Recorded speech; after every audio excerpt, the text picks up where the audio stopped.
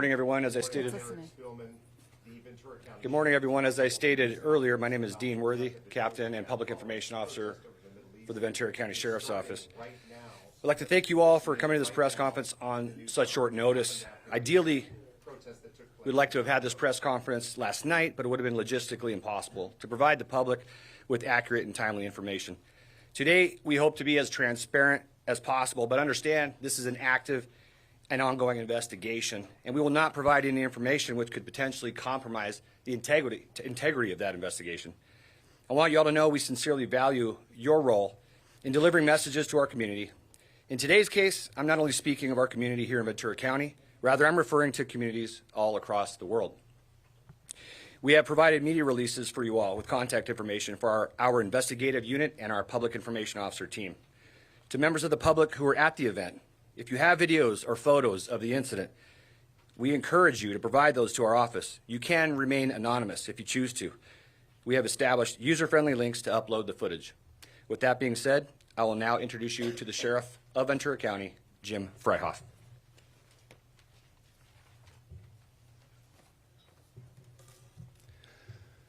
Good morning, everyone, and thank you for being here. This morning, as your Sheriff of Ventura County, is with a heavy heart that I stand before you here today to address this tragic incident that has occurred in our community. I want to express my deepest condolences to the family and friends of the victim who lost his life in this unfortunate event. Our thoughts and prayers are with them during this very difficult time. As law enforcement officers, our primary duty is to protect and serve the community. We take this responsibility very seriously, and we are committed to investigating this matter to the fullest and finding out what exactly occurred. We're working tirelessly to gather all the facts and evidence related to this incident, and we will do everything in our power, using every resource we have at our disposal to make sense of this incident. And if criminal wrongdoing is discovered, to bring the person or persons responsible to justice. I would like to thank the members of the media for being here today. Your role in keeping the community informed is critical. We appreciate your cooperation and support during this difficult time. We will do our best to provide you with an accurate and timely information and updates as they become available. I will now tell you what we know, and keep in mind this investigation is ongoing and fluid. So I will refrain from providing conjecture. I will state the facts as we know them at this point in time. On November 5th, 2023, at approximately 3:20 in the evening, the Sheriff's Communication Center received multiple calls regarding a possible assault in an unconscious male who was bleeding at the intersection of Thousand Oaks Boulevard and Westlake Boulevard in the city of Thousand Oaks. The callers advised the incident was related to a rally or demonstration that was occurring at the location. Flyers distributed on social media indicated a demonstration for Freedom for Palestine protest, and the counter-protest was led by We Are Pro-Israel. There were an estimated 75 to 100 people at the demonstration between both groups. 3 patrol deputies were dispatched code 3, meaning with their lights and siren, to the scene along with medical personnel and paramedics from the Ventura County Fire Department and American Medical Response. Soon after, 2 patrol sergeants along with 2 additional deputies responded to the scene. At 3:22 p.m., one of our patrol sergeants arrived on scene. At 3:24 p.m., 2 additional patrol deputies arrived on scene. The sergeant contacted the victim, identified as 69-year-old Paul Kessler, a Thousand Oaks resident, who was lying on the ground. Mr. Kessler was conscious and responsive. The sergeant observed what he saw was bleeding from the head and mouth. Medical personnel from the Ventura County Fire Department arrived on the scene and began providing aid to Mr. Kessler. Mr. Kessler was then transported to a local hospital by paramedics for advanced medical treatment. Mr. Kessler remained conscious while being transported to the hospital. The suspect was identified, willingly remained at the scene, and was interviewed by deputies. The suspect was cooperative and indicated he was involved in an altercation with Mr. Kessler. The suspect further stated that he was one of the reporting parties who called 911 requesting medical attention for Mr. Kessler. Several witnesses were contacted at the northwest corner of the intersection where the Shell gas station is located, and they were interviewed. These witnesses providing conflicting statements about what the altercation and who the aggressor was. Some of the witnesses were pro-Palestine, while others were pro-Israel. During the investigation at the scene, deputies determined that the altercation with Mr. Kessler, he fell backward and struck his head on the ground. What exactly transpired prior to Mr. Kessler falling backward isn't crystal clear right now. At 4:02 p.m., a deputy and sergeant arrived at Los Robles Hospital where Mr. Kessler was being treated. Soon after, the deputies still at Westlake Boulevard in Thousand Oaks cleared the scene. Mr. Kessler was listed as being in critical condition by Los Robles Hospital staff. However, he was still conscious when contacted by deputies at the hospital. At 5:32 p.m., the deputies at the hospital cleared the call and documented the incident pending follow-up investigation by detectives from the Thousand Oaks Police Department. On November 6th, at approximately 2:43 a.m., the Sheriff's Communications Center received a call from the hospital staff in reference to the earlier incident involving Mr. Kessler. At 2:53, a patrol deputy and sergeant arrived at the hospital and were told that Mr. Kessler had succumbed to his injuries. At 3 a.m., investigators from the Major Crimes Bureau were notified of the circumstances surrounding Mr. Kessler's death, and they immediately launched an investigation. The Ventura County Medical Examiner's Office was also notified and sent an investigator to the hospital. Mr. Kessler's body was later transported to the Ventura County Medical Examiner's Office, where a subsequent autopsy was performed. I will defer any comments regarding the autopsy results to Chief Medical Examiner for the Ventura County Medical Examiner's Office, Dr. Young, who will provide a statement shortly. Yesterday afternoon, detectives obtained a search warrant for the suspect and the suspect's residence. At 4:58 p.m., detectives conducted a traffic stop on the vehicle driven by the suspect in the city of Simi Valley. The suspect was detained and until the completion of the search warrant, and he was released at 6:15 p.m. During the detention of the suspect, detectives executed a search warrant at the suspect's residence in the city of Moorpark. I cannot comment on the results of that search warrant as the investigation is ongoing. Investigators have not ruled out the possibility of a hate crime, and this is being investigated as a homicide. Investigators from the Sheriff's Major Crimes Bureau and the Thousand Oaks Investigations Bureau are committed to continuing to locate and interview witnesses to the event or individuals who were present or nearby that might have helpful information to provide. It is our understanding that Mr. Kessler, a U.S. citizen who practices the Jewish faith, was at the event supporting Israel. The suspect in this case is a 50-year-old who resides in Moorpark and was at the intersection advocating for Palestine. We understand that the war in Israel and Gaza has led to an increase in hateful and threatening rhetoric, and we want to assure the Muslim and Jewish communities that we stand with them both during this difficult time. The Ventura County Sheriff's Office remains committed to protecting the rights and safety of all members of our community, regardless of their race, religion, or ethnicity. To this end, we have increased patrols around mosques and our Muslim community centers and Jewish houses of worship. We also working closely with our religious leaders in our community to provide support and assistance as needed. The Ventura County Sheriff's Office and law enforcement in general play a critical role in preserving people's fundamental right to peaceably assemble and in facilitating demonstrators' safety and security as they exercise their First Amendment rights. The Ventura County Sheriff's Office is requesting assistance from public regarding the ongoing investigation. Anyone who witnessed or has knowledge of the incident or who was present at the demonstration is encouraged to contact our agency. We have provided the media with a release with the contact information for our investigative unit as well as our press information officer team. Those who wish to remain anonymous can certainly do so by contacting Crime Stoppers at 1-800-222-TIPS or 8477. Those who may be in possession of video footage or photographs of this incident can also remain anonymous by using the link we've provided to the media here today. During this time, we urge you to remain calm, peaceful, and patient. We understand that you may have questions and concerns, but we ask that you allow us to conduct our investigation, and we will provide updates as soon as we can. We also ask that you refrain from spreading rumors or spreading misinformation on social media or other platforms, as that can not only hinder our investigation, but it can cause unnecessary panic in our community. In conclusion, I want to reiterate that safety and well-being of our members of our community are the utmost concern to us. We will continue to work tirelessly to ensure that everyone, no matter your faith or religion, feels safe. We appreciate your cooperation and support during this difficult time. And now I'd like to introduce the Chief Medical Examiner of Ventura County, Dr. Christopher Young. Good morning, Dr. Young, Chief Medical Examiner for Ventura County. The death investigation is also ongoing. The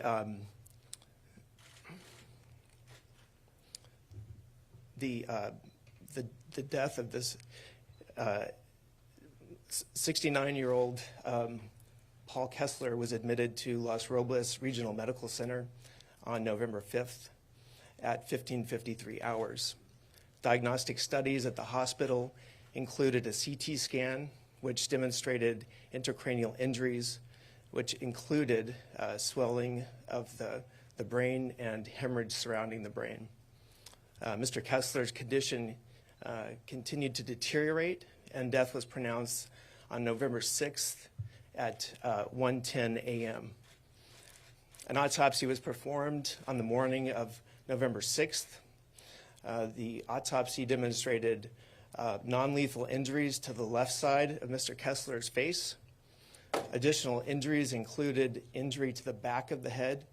These injuries are consistent with and typical of injuries sustained from a fall. Internal injuries also were consistent with a fall, which included skull fractures, swelling of the brain, and bruising to the brain. The cause of death has been certified as blunt force head trauma. The manner of death is homicide. The manner of death is a medical legal determination. A manner of death of homicide does not indicate that a crime has been committed. This is a determination that is made by the district attorney's office. When a manner of death of homicide is made, it's simply stating that the death occurred at the hands of another person, or the actions of another person contributed to the death of the person. Our hearts and our thoughts are with every individual affected by this tragic event. Thank you. Now at this time, we will entertain questions, understanding that I'm very limited on what I can discuss based on the investigation itself. Are you giving the name of the suspect, by the way? No. Okay. Has the suspect been booked for any crime at all? So the suspect has not been arrested. No arrests have been made related to this incident, and the suspect has not been identified publicly. Sheriff, you mentioned that you want information, you want photos and videos, you want this public. It's important, if we're going to determine a hate crime occurred here, what interactions occurred between Mr. Kessler and the suspect. Can you tell us anything about what witnesses have told you about that interaction? I can just tell you that the information we're getting is conflicting with one another. There was clearly an interaction between the two, but what that level of interaction is still unclear. That's why we're asking for any video footage that we can have. The one camera angle that I think you have all seen that's from the Shell station is unfortunately blocked by the message board indicating gas prices, and so we cannot see that from that angle. So we're hoping that somebody has video that can help shed some light on what occurred leading up to Mr. Kessler falling and hitting his head. Hang on 1 second, follow-up question, go ahead. We do not have that confirmed. That is something that we're trying to investigate. That it wasn't a statement that had been made, but we do not have confirmation of that at this time. Given the conflicting reports as to how the fall happened, why did the medical examiner deem it a homicide? It's unclear who the aggressor was. You want to take that? So again, the manner of death of homicide doesn't reflect whether or not a crime has been committed. So it just that there's an interaction with another person. So it doesn't, it's not hinging on who's the aggressor. It's just that another individual was involved in partially causing the death. So you said that, Doctor, you said that the injury to the head was non-lethal. So the lethal injury was the injury to the back of the head, the injury to the face, I should say. Correct. The injuries on the left side of the face were non-lethal, and the lethal injury was the impact to the back of the head from Mr. Kessler falling and striking his head on the ground. So is it your belief that this victim was also hit and that caused him to fall, or was it the hit itself that caused this fatal injury? Again, this is still under investigation, but there are injuries on the front of the face which could be consistent with a blow to the face. So to the sheriff, if we may, when you talk about a blow that would cause an individual to fall, is it your contention that the suspect struck the victim and that caused him to fall? It's my contention that we still don't know that. My contention is that we're still waiting to see evidence of what occurred in that interaction and whether or not there was a blow to the face that caused the fall, or if Mr. Kessler fell without that being the precipitating event. Sheriff, you mentioned increased patrols around houses of worship. Does this incident change your safety and patrol measures at demonstrations regardless of the size? No, so we are not changing our protocol. What we do right now is we evaluate every protest on their own merit to determine what we think the threat level is, and then based on that threat level, we determine what resources, if any, need to be there. It's very clear that sometimes when law enforcement does arrive on scene, that we can be a catalyst for additional aggression, and so we try and limit our presence.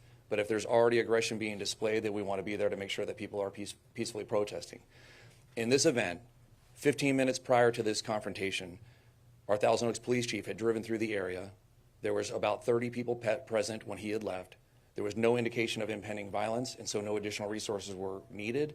Our patrol staff had been made aware of this protest, and we're driving through frequently to just keep an eye on what was happening. This event was not preventable. And the suspect you were indicating has been as cooperative as you would expect, as he could be under the circumstances? It's my understanding that he answered the questions when he was contacted at the scene.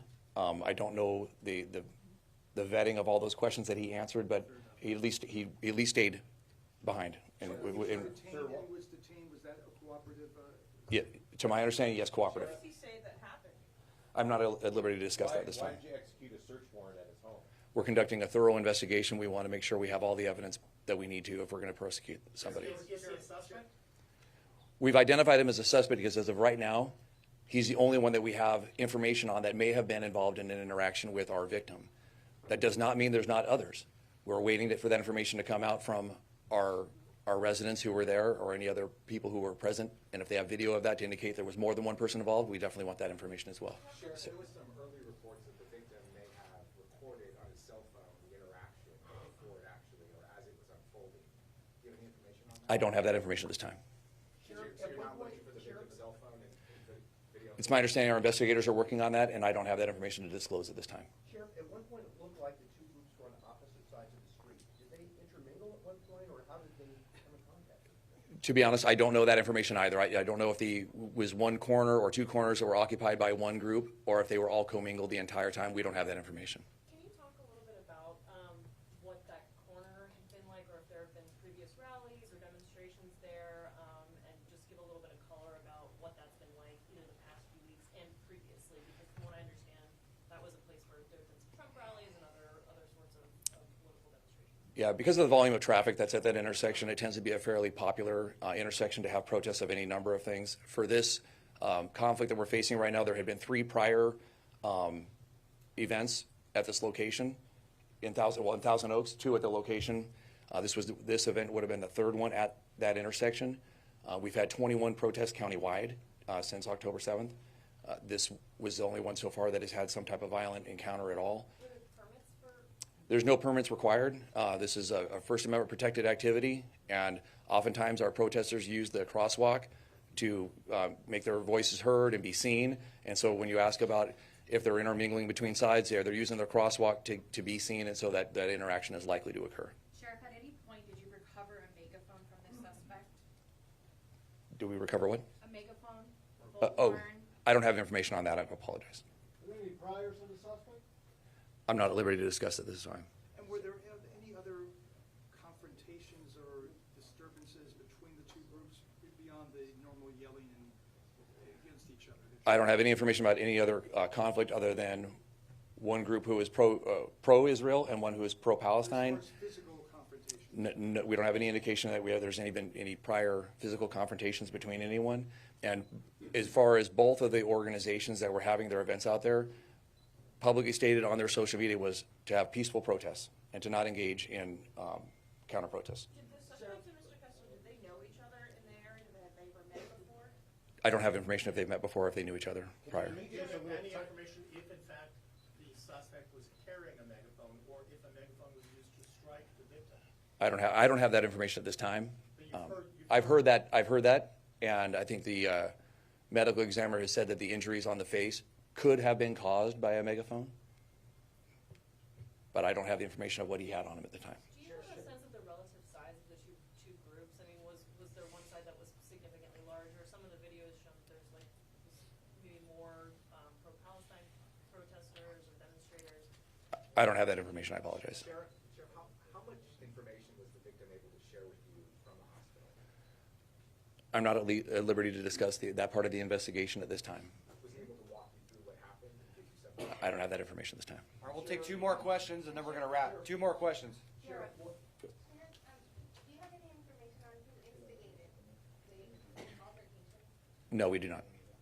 Sheriff, you mentioned that Last question. that you allocate resources based on an assessment of the threat level. Had you made an assessment prior to this, and how is that assessed? Yeah, so this assessment was done. We reviewed it, and like I said, everything on social media was this was going to be a peaceful protest, even though we were going to have opposing sides, but we had not had any issues previously. There wasn't any indication that this was anything more than that. So our presence was simply having our patrol officers drive by and monitoring it. And like I said, our chief had drove by because he was aware of it as well, just to make sure that it wasn't turning into something that required more attention. Thank you all for coming. Appreciate you.